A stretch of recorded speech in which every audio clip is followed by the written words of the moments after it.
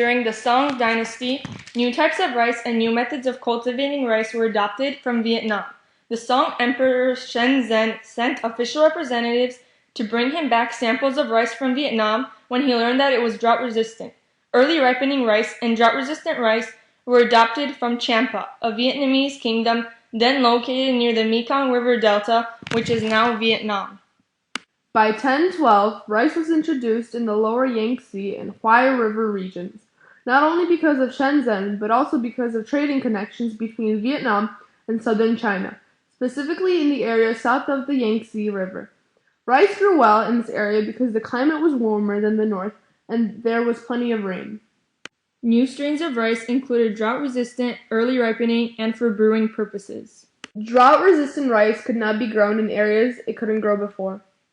Early ripening rice allowed about 2 harvests per season instead of 1, so the population increased rapidly as shown in this graph.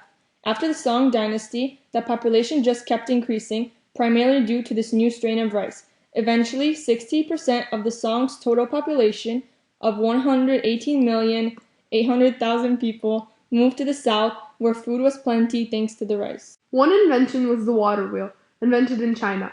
It was made out of bamboo to control the flow of energy of rivers, so that they would raise water for irrigation of farmland. Before this invention, only important areas of agriculture got water from man-built canals or channels. The water wheel enabled the not-so-major agricultural regions to be able to have success in irrigation as well. During the time of the Tang and Song, there were great achievements using bucket wagons. Bucket wagons allowed water to be lifted by water power. This device improved efficiency and saved manpower. Another rice production method used was terracing hilly land. The Chinese adopted this method from Vietnam. Most of the Chinese population has to become farmers in order to feed all the city people. Millet, wheat, and sorghum were the dominant crops in northern China, while rice became the major crop in the south. The region south of the Yangtze River had many rivers and streams coming into it, which helped with the shipping of the rice to other parts of China, and that reduced the cost of transporting the rice. During the Song dynasty, the Yangtze River region became the economic center of China.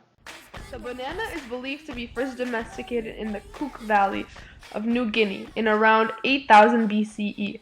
However, other spontaneous domestication projects may have occurred throughout Southeast Asia and the South Pacific. The banana later diffused from New Guinea to the Philippine Islands and later radiated widely across the tropics.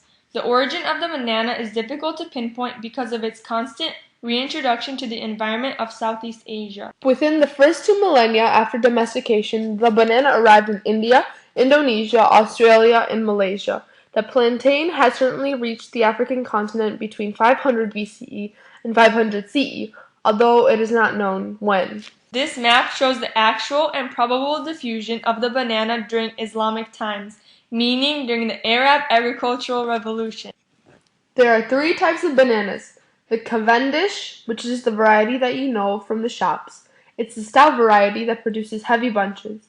The ladyfingers are very tall and slender plants that have sweeter fruit, and plantains, which are cooking bananas. Bananas are grown in tropical, moist regions where the average temperature is 80 degrees Fahrenheit. Plantations require huge investment in infrastructure and technology for transport, irrigation, drainage, and packing facilities.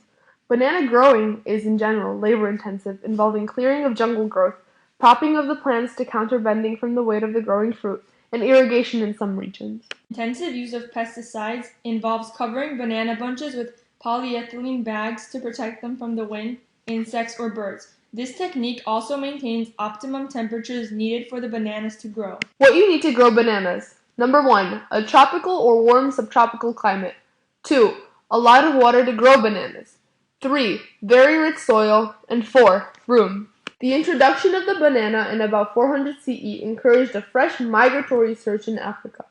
The banana, first domesticated in Southeast Asia, provided a nutritious supplement to Bantu diets and allowed the Bantu to expand into forested regions. From the introduction of food crops such as the banana, the Bantu people introduced and increased the knowledge of food and extensive crop cultivation.